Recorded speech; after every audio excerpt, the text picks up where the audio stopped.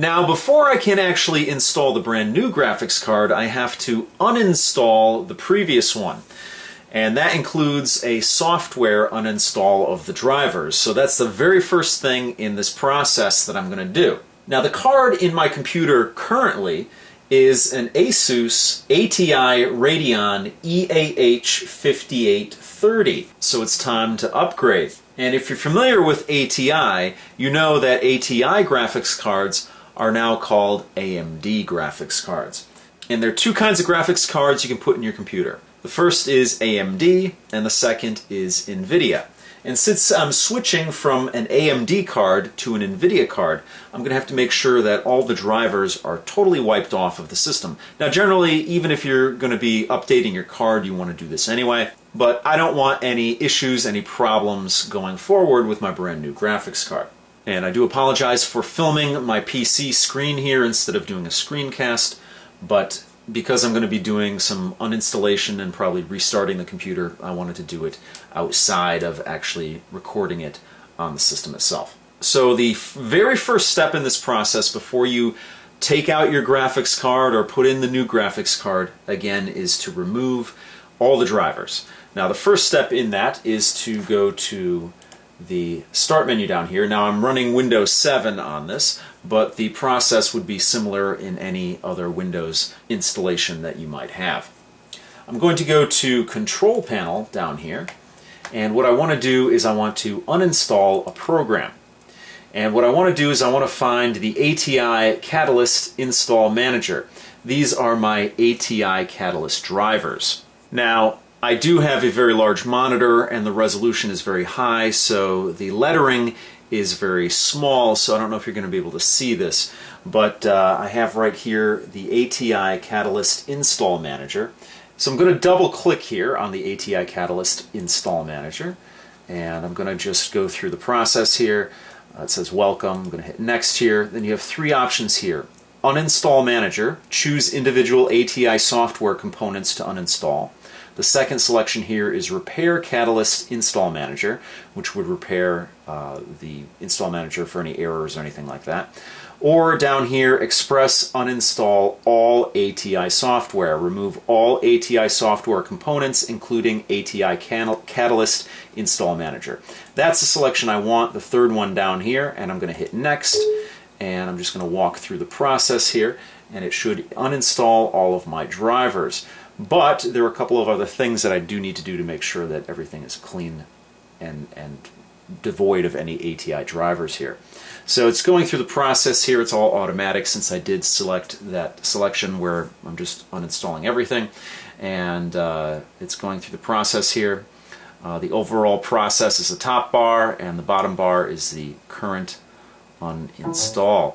Now, as you can see here, since we are uninstalling graphics drivers, it's going to mess with the actual display, and that's the reason I'm filming this, with the camera outside of the computer.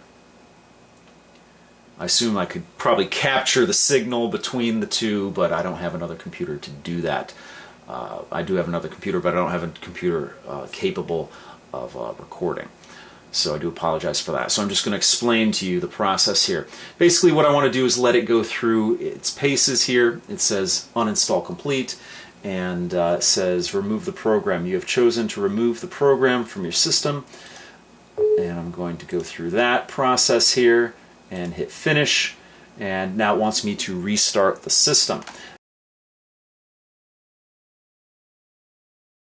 So it's going to be a little more involved than I had hoped, but again, it's going to be a very easy process. I don't want to oversell this as something difficult, but we're switching the power connectors from what I'm using here to an 8-pin connector for the GeForce GTX 970. And I'll show you the difference between the size of the two graphics cards as well. So in order to replace this graphics card, which at one time I understand was great for Bitcoin mining, although I never really got into Bitcoin mining, but from what I hear, this card was good for it at a time. But it's old and it's time for it to go. But as you can see, everything's nice and clean in here, so I don't really have to do any maintenance as far as getting rid of any dust in here. I just have to remove the card. So the first step in this process to do that is we're going to unplug the power connectors back here. And this one was running on, let's see, it was running on 14 pins. So it's going to be a much cleaner case when I remove that, although again I do have to do some cable management in there, unfortunately. So that's the first step of the process. The next step, I have to unmount it here. So let me get my screwdriver. So let me just pull these screws out. There's 2 of them.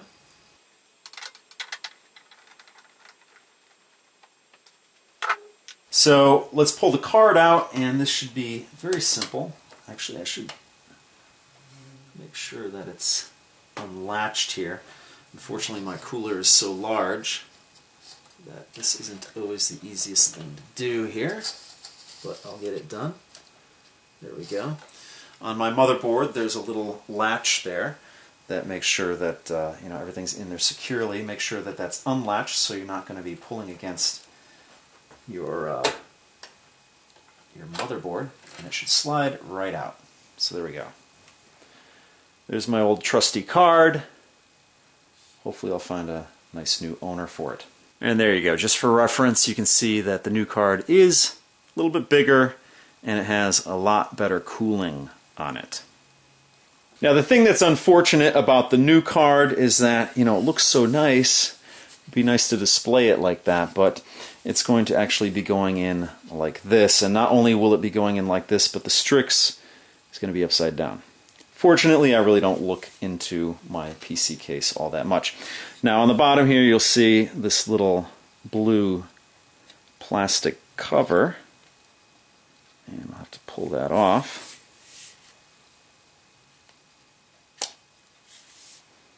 There we go. To expose the connector. And really all I have to do is plug it into the slot that I had the other card plugged into, and it's going to fit in there nicely. The only thing is that the power connectors are going to be different. So I'm going to go again from the 14 pin to an 8 pin.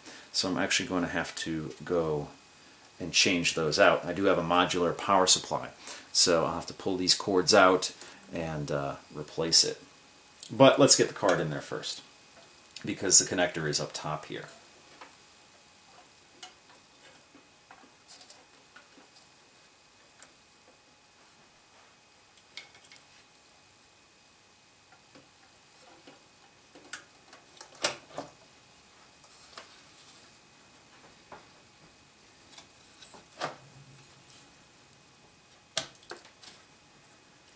So it's plugged in, and you hear sort of a little snap sound. That's the tab snapping in. So there we go. As you can see, looks really good, although everything is upside down. Now there are ways that you can connect this into your case without actually plugging it directly into the motherboard, but that's not my style. I want to get it, even though it does look nice in here, I did a lot of work on the cable management in this system. I don't really care too much about how it looks, because I don't look inside of the system at all. So let me get these screws back in just to mount it into place, and then we'll work on plugging it into the power supply.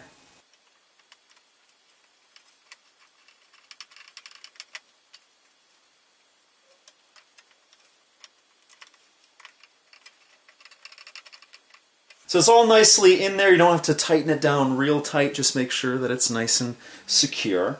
And seems like everything's in where it should be. Now the next step is I'm going to have to replace these power connectors with an 8-pin connector.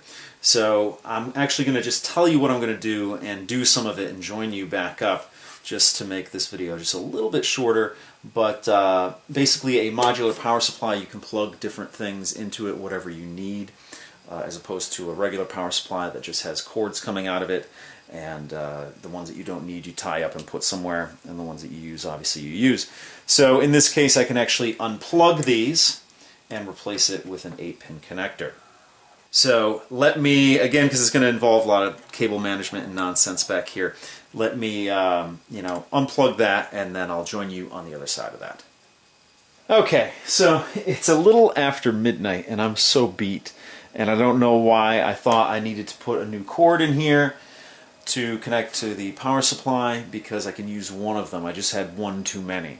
Basically, I had a power cord that had 8 connectors on it, and then I had another power cord that had 8 connectors on it, but I pulled the two off of it, so I had the 14-pin connector.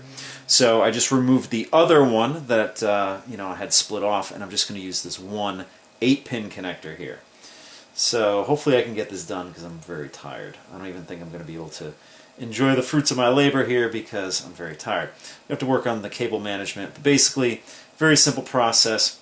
If you're doing it from scratch, obviously you just plug in the cord into your power supply, your modular power supply, and then right into the power port here. In this case, I just have to plug one that's already existing into it. Make sure it all is together here. Interestingly enough, this is exactly the same spot where I built this computer originally, although a lot of it isn't even original to the computer anymore. I think the power supply and not even the drive, not even one of the hard drives. I think it's just the power supply, and maybe the wireless card is original to this build. Everything else is an upgrade. So anyway, plug this in, snap it in nicely. That's going to power it up. The next step for me is just to make this look nice. So let me do a little bit on the cable management front here, and then I'll join back up with you when it looks a little bit nicer, and we can button this thing up. Alright, so here you go. You get a better look at the cable management in here, and I just pulled it tight back there. I have a lot of zip ties back there to keep all the cables not too tight, because there is some give there, but just tight enough so no cords are impeding the airflow in there, and also nothing is touching any of the fans. Again, unfortunately, not as aesthetically pleasing as it could look. The Strix is upside down, you can't see the fans, but again, I'm not really buying this for what it looks like, even though it does look cool, but I'm buying it to have a really good graphics card. So basically this 8-pin connector goes back here behind the case and back through this hole here, this grommet here, and into the power supply there. So that's going to do it for this video. That's, me upgrading. The last thing I need to do, obviously, is install the graphics drivers for the NVIDIA card. Now that I have the ATI card, or what would be a modern day AMD card, I have all those drivers gone. I have to install new drivers, and then I'm good to go.